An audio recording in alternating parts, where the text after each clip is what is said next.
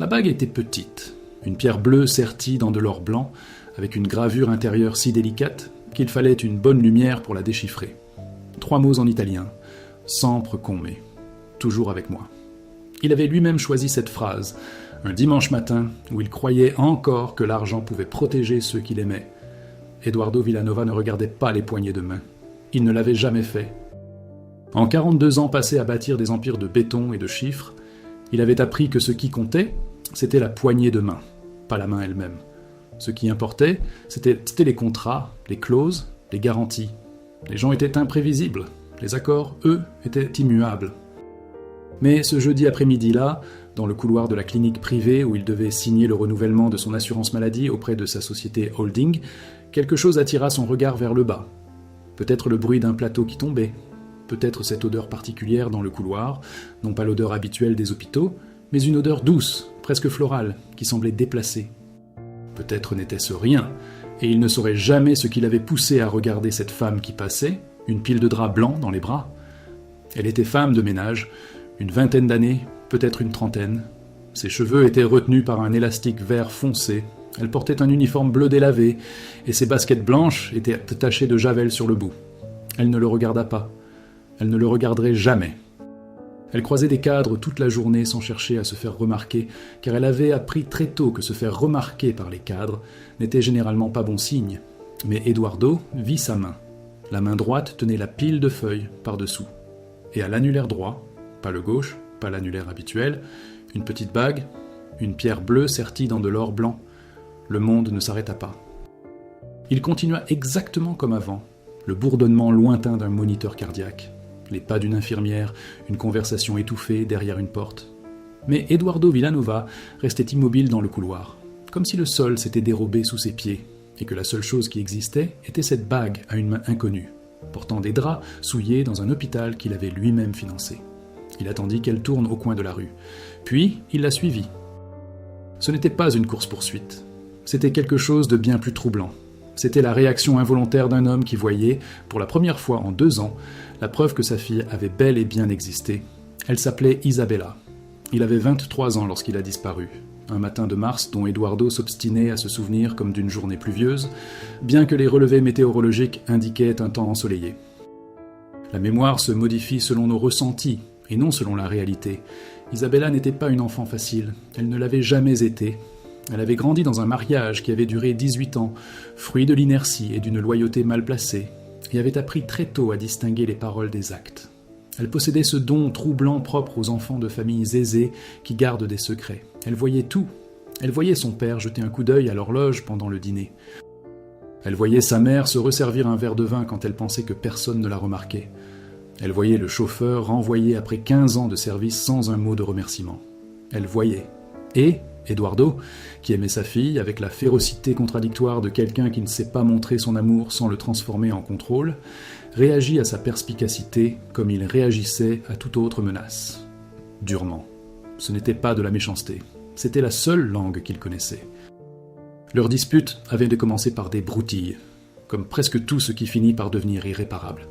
Un choix concernant les études supérieures, une petite amie qu'il désapprouvait, un stage qu'elle avait choisi dans une ONG plutôt que le poste garanti dans l'entreprise de son père.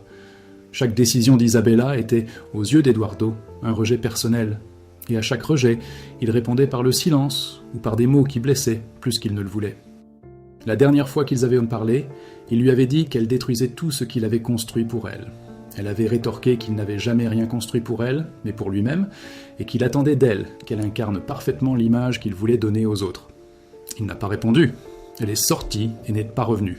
Pendant 3 semaines, Edward attendit. Non pas une attente empreinte d'incertitude, mais une attente fière et inflexible, refusant de céder, convaincu que le temps résoudrait ce que les mots n'avaient pu dire. Au bout de 3 semaines, il appela son portable. Il était éteint. Il appela alors sa meilleure amie. Celle-ci lui dit qu'Isabella avait dit avoir besoin de temps, qu'elle allait bien, qu'elle ne voulait pas être retrouvée. Il a interprété cela comme une crise de colère. Il lui fallut encore 2 mois pour se rendre compte qu'il s'agissait d'autre chose. Les investigations coûtèrent plus cher qu'il ne voulait l'admettre, et ne donnèrent que moins de résultats qu'il n'en espérait. Isabella avait quitté le pays. Elle se trouvait dans le sud de l'Europe. Puis les traces disparurent, devenant fragmentaires et contradictoires. Aucun signe de crime, aucun signe d'accident, seulement le silence actif de quelqu'un qui ne voulait pas être retrouvé. Et puis il y avait cette bague, qu'il savait qu'elle portait, car il l'avait vue dans une vidéo d'elle, des mois avant sa disparition, une diffusion en direct discrète sur un profil qu'elle gérait sous un pseudonyme, où elle parlait de bénévolat. La caméra avait capté sa main un bref instant. Il avait aperçu la pierre bleue et l'avait immédiatement reconnue comme son cadeau pour son 59e anniversaire. Le seul cadeau qu'elle n'avait pas rendu. La femme de ménage s'appelait Mirella. Il découvrit son nom le deuxième jour, grâce à l'étiquette qu'elle portait à la poche de son uniforme. Il apprit qu'elle travaillait à l'hôpital depuis 8 mois, de 11h à 19h. Il apprit qu'elle habitait dans un quartier au nord de la ville, à 40 minutes de bus. Il découvrit tout cela à la manière d'hommes comme Eduardo Villanova, en payant quelqu'un pour enquêter. Ce qu'il n'a pas découvert, c'est quoi que ce soit qui aurait pu simplifier les choses. Mirella avait 28 ans. Née à la campagne, elle était la fille d'un chauffeur routier et d'une couturière. Elle avait une sœur cadette. Depuis l'âge de 16 ans, elle avait exercé divers métiers. Caissière de supermarché, réceptionniste de salon de coiffure, aide-cuisinière, femme de ménage.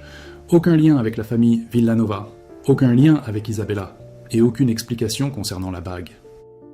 Pendant 4 jours, Eduardo resta sans explication, la retournant sous tous les angles, échafaudant des hypothèses qui s'effondraient avant même d'être fondées. Peut-être Isabella avait-elle donné la bague à quelqu'un. Peut-être l'avait-elle vendue. Peut-être l'avait-elle perdue. Et par accident ou par vol, elle s'était retrouvée entre les mains d'une autre. Peut-être, et c'était l'hypothèse qu'il refusait d'accepter, mais qui revenait chaque fois qu'il se réveillait à 3h du matin. Peut-être qu'Isabella n'était plus en vie, et que la bague était parvenue à Mirella par un chemin qu'il préférait ne pas imaginer. Le 5e jour, il se rendit à l'hôpital plus tôt que d'habitude, sans rendez-vous prévu, et attendit dans le couloir où il l'avait vue pour la première fois. Mirella apparut à 11h10, poussant un chariot de ménage. Il lui fallut quelques mètres pour remarquer que l'homme debout près de la fenêtre la regardait. Lorsqu'elle s'en aperçut, elle ne détourna pas immédiatement le regard. Elle avait l'habitude de fixer les gens, non par provocation, mais par une sorte de réflexe d'autoprotection. Puis elle continua son chemin. Eduardo se plaça à ses côtés. « Excusez-moi, dit-il. » Elle s'arrêta.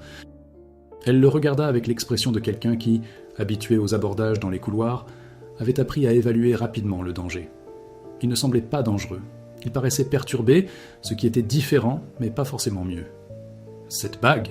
dit-il d'une voix plus basse qu'il ne l'avait prévu, comme si prononcer la phrase entière était trop difficile. « Où as-tu trouvé cette bague ?» Elle regarda sa propre main, puis elle le regarda à nouveau. « Pourquoi ?» demanda-t-elle. Ce n'était pas une question impolie. C'était la question de quelqu'un qui a besoin de comprendre la question avant de répondre. « Elle appartenait à ma fille », a-t-il dit, et il y avait quelque chose qu'il n'avait pas prévu. Mirella n'était pas sur la défensive. Elle n'avait pas peur. Elle restait silencieuse, non pas par indifférence, mais par une attention très soutenue, comme si elle savait déjà que cette conversation aurait lieu et qu'elle attendait simplement le moment opportun. « Tu peux venir avec moi, » dit-elle après un moment. « Mais ce sera après mon service. » À 19h30, elles s'installèrent dans un restaurant à 2 rues de l'hôpital. Mirella avait troqué son uniforme contre un chemisier beige et un pantalon noir. Sans uniforme, elle paraissait différente, non pas plus petite, mais plus présente, comme si l'uniforme l'avait quelque peu effacée et que ses vêtements ordinaires lui avaient permis de retrouver sa véritable personnalité. Elle commanda un jus d'orange et y resta longtemps sans y toucher. « J'ai rencontré votre fille il y a presque 2 ans, dit-elle finalement, à la campagne, dans une petite ville où j'habitais avant de venir ici. » Eduardo ne dit rien. Il avait appris, au cours de ces années de négociation, qu'un silence bien placé pouvait en dire plus que n'importe quelle question. Elle était bénévole dans un foyer d'accueil, des enfants en difficulté. Elle y était depuis environ 3 mois quand j'ai commencé à travailler comme aide-cuisinière. Mirella faisait tourner son verre de jus entre ses mains. Elle ne parlait pas beaucoup de sa famille. Je savais qu'elle venait de São Paulo, qu'elle avait de l'argent, qu'elle était partie à cause d'une dispute, mais elle ne donnait pas plus de détails. « Elle allait bien ?» demanda Eduardo. La question lui échappa avant même qu'il puisse la formuler, avant même qu'il puisse en dissiper le poids évident qui pesait sur lui. Mirella leva les yeux vers lui, avec une expression à la fois bienveillante et sincère. « Elle allait mieux, dit-elle. Au début, ce n'était pas le cas. Il lui arrivait de pleurer sans raison apparente, et parfois elle fixait le vide d'une manière qui inquiétait les autres bénévoles. Mais ensuite, elle a changé. Elle était très douée avec les enfants. Les enfants l'aimaient beaucoup. » Eduardo regarda la table. « Elle était restée 1 an dans cette maison, » poursuivit Mirella. « Puis elle a été appelée pour une autre mission, dans une autre ville. Avant de partir, elle m'a donné la bague. Je lui ai dit que je n'en avais pas besoin, qu'elle était chère, et elle m'a répondu qu'elle ne voulait pas la perdre en chemin et que je la garderais précieusement. Elle marqua une pause. Je me suis dit qu'elle me la réclamerait un jour. « Pourquoi n'as-tu pas demandé ?»« Parce qu'ensuite, elle a complètement disparu », a simplement déclaré Mirella, sans dramatiser. La coordinatrice de la maison a reçu un message disant qu'elle allait bien, qu'elle avait trouvé un projet à long terme et qu'elle serait injoignable pendant un certain temps. C'était il y a environ 10 mois. Depuis, plus rien. Eduardo fixa la bague à son doigt pendant un temps indéterminé. « Tu savais que tu allais me trouver, dit-il. Ce n'était pas une accusation, c'était une reconnaissance. « Je savais que la bague était un bijou de famille, dit-elle. Il y a une gravure à l'intérieur. » Elle contempla la pierre bleue, avec une expression qu'Eduardo ne parvint pas à déchiffrer. « J'ai souvent songé à rechercher ma famille, mais je ne savais pas comment m'y prendre. Et j'avais peur de ce que je pourrais découvrir. »« Peur de quoi ?» Elle réfléchit avant de répondre. La crainte que la raison de son absence soit la même que celle de son départ. Ce soir-là, Eduardo Villanova rentra à son appartement de la semaine, le penthouse d'un immeuble construit par sa société, dominant la ville qu'il avait façonnée toute sa vie, et resta assis dans l'obscurité pendant une durée indéterminée. Il n'alluma pas la lumière, il n'ouvrit pas la bouteille de whisky, posée sur le comptoir. Il resta assis dans le noir, les mots de cette femme résonnant encore dans sa tête. La raison pour laquelle elle n'est pas revenue était la même que celle de son départ. Il. Ce n'était pas vraiment une révélation. Une part d'Eduardo Villanova le savait depuis le début, l'avait toujours su, mais l'avait gardé secret pendant 42 ans de construction, de conquête et de domination. Car l'admettre revenait à reconnaître une faille dans tout le projet. Et les hommes qui bâtissent des empires n'ont pas l'habitude des failles dans leurs plans. Mais assise dans l'obscurité, le nom de Mirella et le visage d'Isabella se confondant dans ma mémoire, cette nuit-là avait quelque chose de différent. Il y avait la présence tangible d'une femme qui avait connu sa fille, qu'il avait regardée droit dans les yeux dans ce restaurant sans aucune obligation de lui être aimable, sans aucune raison de ménager ses sentiments, et qui avait pourtant dit la vérité, non par cruauté, par respect peut-être, un respect qui ne demande pas la permission.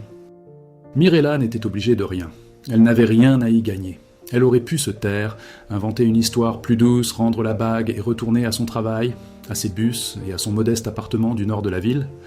Elle n'avait pas besoin de s'asseoir dans un restaurant à 19h30 avec un homme qui semblait avoir un lourd fardeau et de lui dire la vérité de cette voix calme et directe qui ne demandait rien en retour.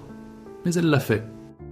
Et Eduardo, qui avait passé toute sa vie à distinguer les gens selon ce qu'ils avaient à offrir ou à gagner, ne parvenait pas à faire entrer Mirella dans aucune des catégories qu'il connaissait. Ils se rencontrèrent 3 fois de plus au cours des semaines suivantes. Eduardo n'avait rien planifié. Il s'était présenté à l'hôpital sous prétexte d'une réunion qui s'écourtait de plus en plus. Et Mirella avait accepté le jus d'orange après son service avec une nonchalance qui n'était pas de la naïveté. Elle savait très bien ce qui se tramait, mais plutôt une sorte de décision consciente de laisser les choses se dérouler, de voir où elles mèneraient. Elle a parlé d'Isabella en détail, d'une manière qu'Eduardo n'aurait jamais pu demander. Son habitude de retrousser les manches de son manteau jusqu'au coude lorsqu'elle était nerveuse, son rire bruyant et quelque peu inattendu qui surprenait ceux qui la connaissèrent de loin, son obsession pour le mauvais café de bar, son incapacité à laisser un livre inachevé, même lorsqu'elle le détestait. Et Eduardo écoutait. Il écoutait avec une attention qu'il n'avait jamais accordée à sa fille, ni à personne d'autre. « Pourquoi me racontais-tu tout ça ?» demanda-t-il un jour. Mirella réfléchit sérieusement à la question. « Parce que vous ne la connaissiez pas. » dit-elle. « Et je pense que vous devriez la rencontrer. » Ce n'était pas une accusation, c'était un diagnostic. Eduardo laissa la phrase le frapper sans se défendre. Quelque chose avait changé lentement, imperceptiblement, ces derniers mois, comme une fissure qui progresse millimètre par millimètre sans que personne ne s'en aperçoive, jusqu'à ce que le sol cède sous ses pieds. Il était difficile de nommer ce qui changeait. Il était plus facile de constater ce qui disparaissait, la certitude que contrôler revenait à prendre soin des autres. La conviction que construire revenait à donner. L'idée qu'aimer quelqu'un, c'était savoir ce qui était le mieux pour lui. Mirella n'a rien dit de tout cela. Elle existait simplement devant lui, comme une sorte de preuve vivante d'une autre façon d'être. Une femme qui avait eu peu, qui avait travaillé dur, qui n'avait rien construit qui figure dans aucun rapport économique ou journal, et qui avait pris soin de sa fille d'une manière dont lui n'avait pas été capable. Cela le détruisait en silence. Et en même temps, pour des raisons qu'il lui faudrait du temps pour comprendre, C'était le seul endroit où il pouvait respirer. Un mercredi après-midi pluvieux, la pluie était bien réelle, confirmée par le temps et par ses souvenirs, il arriva à l'hôpital et Mirella n'y était pas. Un collègue lui dit qu'elle avait pris un jour de congé pour raison de santé. Eduardo resta un instant dans le couloir, désemparé face à son absence. Une absence qui en disait long sur lui, le simple fait qu'elle occupât un espace. Il est parti sans le rendez-vous qu'il avait organisé. Dans le bus du retour, il avait commencé à prendre le bus, ce que personne dans l'entreprise ne comprenait. Il a ouvert son portable et a fixé son contact.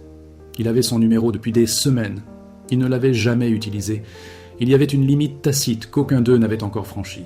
Une distance qui existait non pas par manque de proximité, mais par respect mutuel pour la complexité de leur relation. Il a écrit « J'espère que vous allez bien ». Elle a répondu 2 heures plus tard « Je vais mieux. Merci de vous en être inquiété ». Puis, après une pause qu'il imagina comme une contemplation du plafond de sa chambre, se demandant s'il devait écrire ou non, « Votre fille m'a dit un jour que vous aimiez la pluie, que lorsqu'elle était petite, vous vous asseyez toutes les deux à la fenêtre pour regarder tomber. » Eduardo fixa longuement le message. Dehors, la pluie s'abattait sur la vitre avec une insistance teintée de douceur. Il ne put répondre par des mots. Il répondit simplement « Oui ». Et elle a dit « Elle le garde ». Il n'avait pas compris sur le moment ce qu'elle voulait dire par « garder » au présent. Il lui fallut des heures pour le comprendre. Et lorsqu'il comprit enfin, il dut rester silencieux un moment, car cette compréhension impliquait des choses trop lourdes à porter. Isabella l'a conservé, présent, vivant, quelque part, préservant les bons souvenirs d'un père qu'elle avait dû quitter pour survivre. Ils sont allés au cinéma 2 semaines plus tard. Ce n'était pas un rendez-vous arrangé à l'avance, sans cérémonie ni intention particulière. Mirella a simplement dit qu'elle allait voir un film, Eduardo a dit qu'il y allait aussi, et tous deux savaient qu'il y avait quelque chose de plus que le simple fait d'aller au cinéma, sans qu'aucun d'eux ne le dise. Assis côte à côte dans l'obscurité, Eduardo Villanova, qui n'avait jamais pu être pleinement présent nulle part, toujours accaparé par un appel, un problème à résoudre, un avenir à construire, fut pendant 2 heures totalement absorbé par le film. Absorbé par l'histoire, absorbé par l'obscurité, absorbé par la présence de Mirella assise à côté de lui, l'anneau bleu se posant sur le siège entre eux. Finalement, lorsque la lumière s'est allumée, elle l'a regardé et a dit « Tu as pleuré ». Le film était triste, a-t-il dit. C'était une comédie, a-t-elle dit, sans porter de jugement. Il ne répondit pas. Elle n'attendit pas sa réponse. Dehors, la ville était sèche et illuminée, et ils marchèrent 2 rues en silence, avant qu'elle ne s'arrête devant une boulangerie encore ouverte et dise qu'elle allait acheter du pain. Il l'accompagna.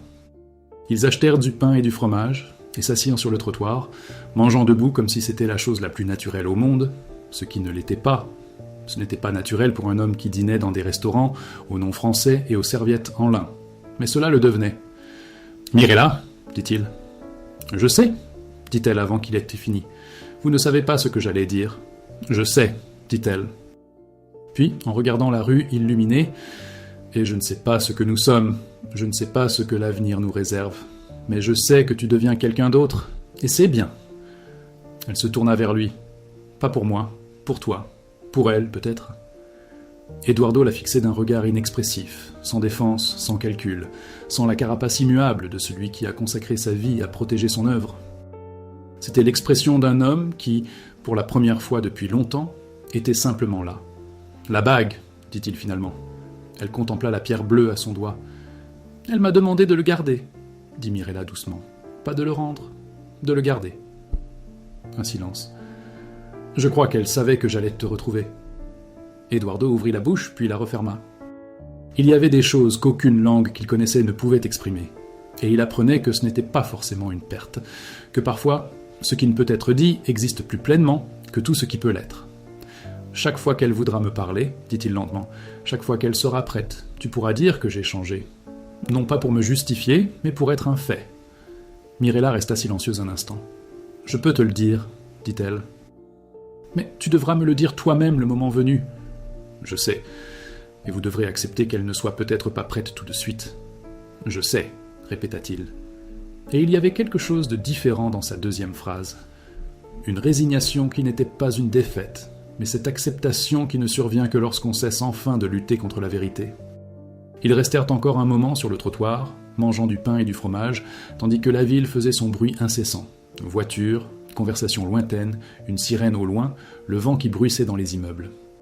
Et Eduardo Villanova, qui avait passé sa vie à construire des édifices solides et imposants pour prouver son existence, se tenait là, sur le trottoir, avec une femme qui ne demandait rien de lui, si ce n'est de l'honnêteté.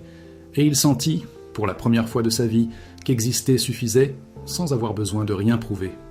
3 semaines plus tard, par une belle matinée ensoleillée, Eduardo reçut un message d'un numéro qui n'était pas enregistré dans ses contacts. Ce n'était que 4 mots. « Puis-je appeler demain ?» Il fixa longuement le message. Puis il se dirigea vers la fenêtre de son bureau, qui donnait sur la ville qu'il avait contribué à bâtir et qui, à cette heure-ci, lui semblait différente, non pas plus petite, mais plus réelle, comme si elle avait acquis texture, odeur et cette imperfection propre aux choses réelles. Il a répondu « Vous pouvez appeler maintenant ». Et il attendit. Le téléphone sonna 4 minutes plus tard. Lorsqu'il décrocha et entendit la voix à l'autre bout du fil, un peu hésitante, un peu plus grave qu'il ne s'en souvenait, mais indubitablement la sienne, Eduardo Villanova resta silencieux un instant. Il écouta la respiration de sa fille, les bruits du lieu où elle se trouvait, un lieu lointain, étranger et pourtant sien. « Papa, dit-elle, je suis là, répondit-il. Et cela suffisait. Pour l'instant, cela suffisait. De l'autre côté de la ville, dans un petit appartement au nord, Mirella était assise près de la fenêtre, un livre ouvert sur les genoux qu'elle ne lisait pas. La tranche bleue de la couverture captait la lumière de l'après-midi. Elle ignorait ce qui se passait à cet instant précis entre un père et sa fille qui s'étaient perdus de vue et ne s'étaient pas encore retrouvés. Pas complètement, pas encore, pas sans la lenteur qu'exigent les relations authentiques. Mais elle le savait, sans avoir besoin de preuves. Parfois, il suffit d'une petite pierre bleue au bon endroit, au bon moment, pour que ce qui était brisé commence à se reconstruire. Très lentement, sans hâte, sans garantie.